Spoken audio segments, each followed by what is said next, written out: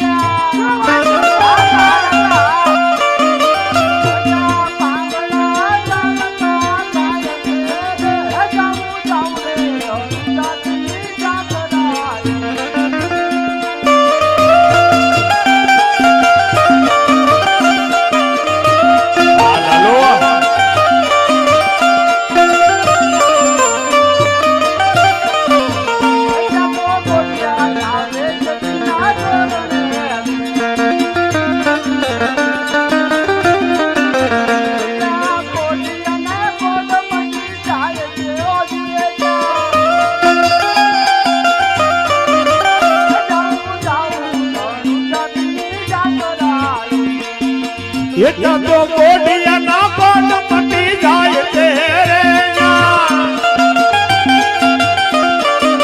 એ જાવું જાવું રણુજા પીટી જાત રાયે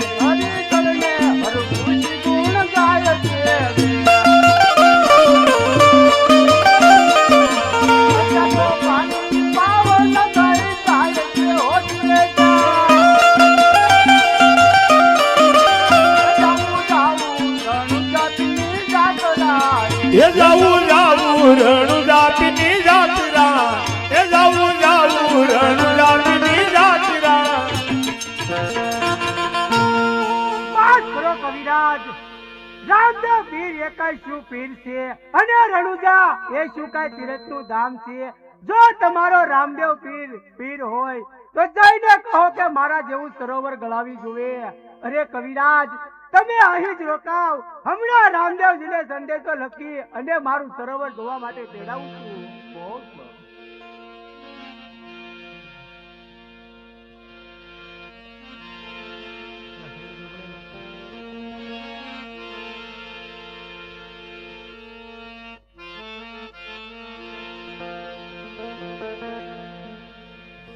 આવી રીતે જાંબુ રાજાએ એક માણસને કીધું છે કે જા તું ઘોડેશ્વરને બોલાવ એટલી વારમાં સંદેશો લખું પણ જાંબા રાજા સંદેશો લખવા લાગ્યા છે પણ સંદેશો ત્યારે કેવો હતો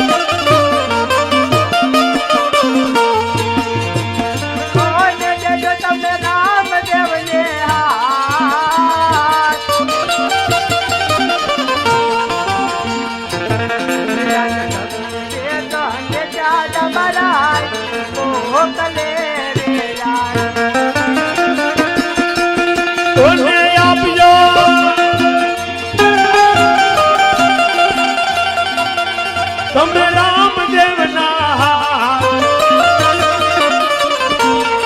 આજ લખી રે સંદેશ્વર મોકલે રે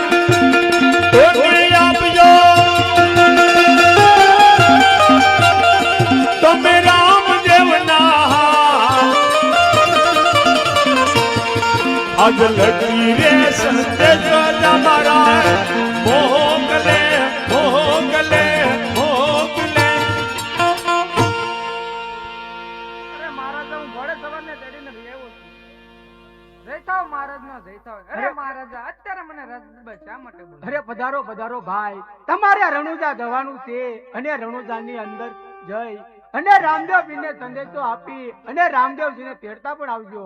બહુ સારું. આવી રીતે ઘોડેસવાર બાગડદા ધમાધમા બાગડદા ધમાધમા કરતો ઘોડો લઈ અને રણુજાની અંદર આવે છે. અને રણુજાની અંદર રામદેવજી બાપા બેઠા હોય છે અને ઘોડેસવાર બાગડદા ધમાધમા કરતો ઘોડો લઈ અને રામદેવજી બાપા પાસે આવે છે. અને રામદેવજી બાપાને ઘોડેસવાર શું કહેવા લાગ્યો છે? જય રામાપીર. અરે મહારાજા, હું એક સંદેશો લઈને આવ્યો છું, તો તમારે મારી સાથે ચાલવાનું છે. બહુ સારું, જાંબુગઢની અંદર સંદેશો લઈને આવ્યો છું. બહુ સારું.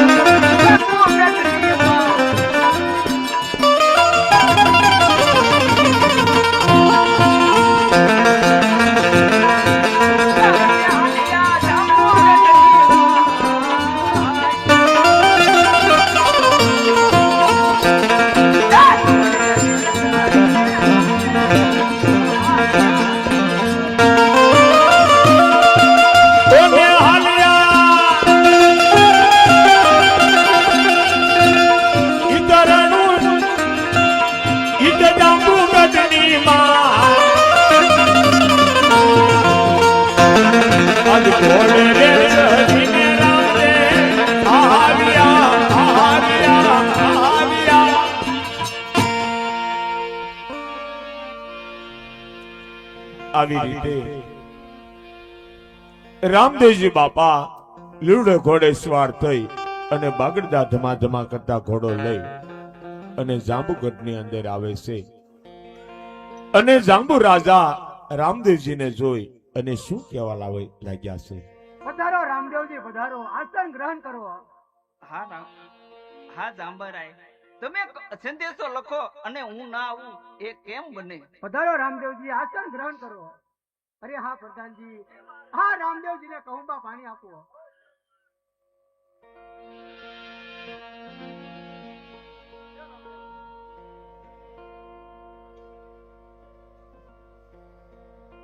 અરે હા, ચાલો રામદેવજી, હવે આપણે મારું સરોવર જોવા જઈએ.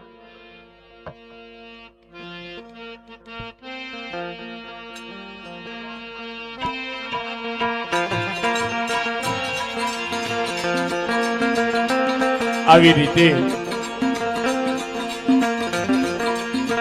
રામદેવજી બાપા અને જાંબા રાજા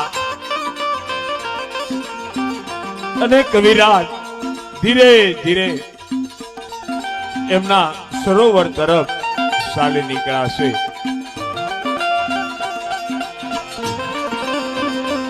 સરસ મજાના ઝાડ રોપા છે, સરસ મજાના ઘાટ બનાવ્યા છે. આ સરોવરની શોભા અને ધીરે ધીરે જાંબેશ્વરના પાળ ઉપર આવે છે. અને જાંબેશ્વરની પાળ ઉપર આવી અને જાંબા રાજા રામદેવજી બાપાને કહેવા લાગ્યા છે. પણ શું કહેવા લાગ્યા? અરે હા, જુઓ રામદેવજી, આ મારું સરોવર છે. હા જાંબરાય, તમારું સરોવર સરસ મજાનું છે, સુંદર મજાના ઝાડવા છે, પણ જો આ સરોવરની અંદર જે પાણી છે ને એ પાણી પીવા લાયક નથી. શું કહો છો રામદેવજી? સરોવર જોતાની સાથે જ તમે પાણીના પારકા લઈ લીધા છે રામદેવજી. હા જાંબરાય, આ પાણી છે ને એ પીવા લાયક નથી. અરે રામદેવજી, આ સરોવરનું પાણી તો મનુષ્ય અને પક્ષી પણ પીવે છે રામદેવજી, અને તમે કહો છો કે પીવા લાયક નથી. અરે જાંબારાય, આ સરોવરનું પાણી પક્ષી અને મનુષ્ય અને આ ગામના લોકો પીતા હોય એમ હું ના માનું. અરે હા પ્રધાનજી, એક માણસને કહો કે આ જળની ધારી ભરી લાવે. આવી રીતે એક માણસ સરોવરની અંદર જળની ઝારી ભરવા જાય છે, અને જ્યાં લગી પગ પલ્લા ત્યાં લગી પગ કાળા પડી ગયા છે, અને ઝારી પણ કાળી પડી ગઈ છે. અને એ માણસ ધીરે ધીરે જળની ઝારી ભરી અને જાંબુ રાજા પાસે આવે છે. અરે હા ભાઈ, આ પાણી તું તાક.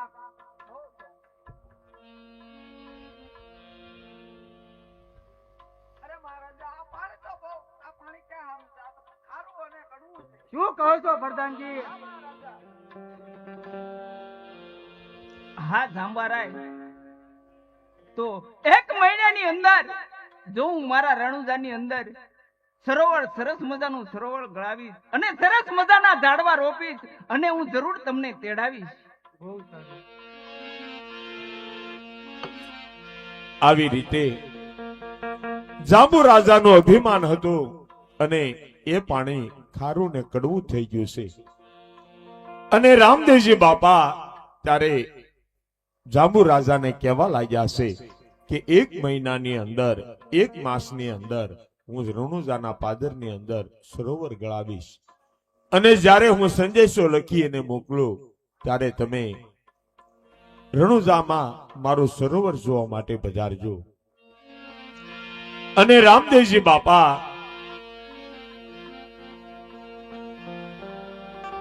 રણુજાની અંદર આવી અને વિચાર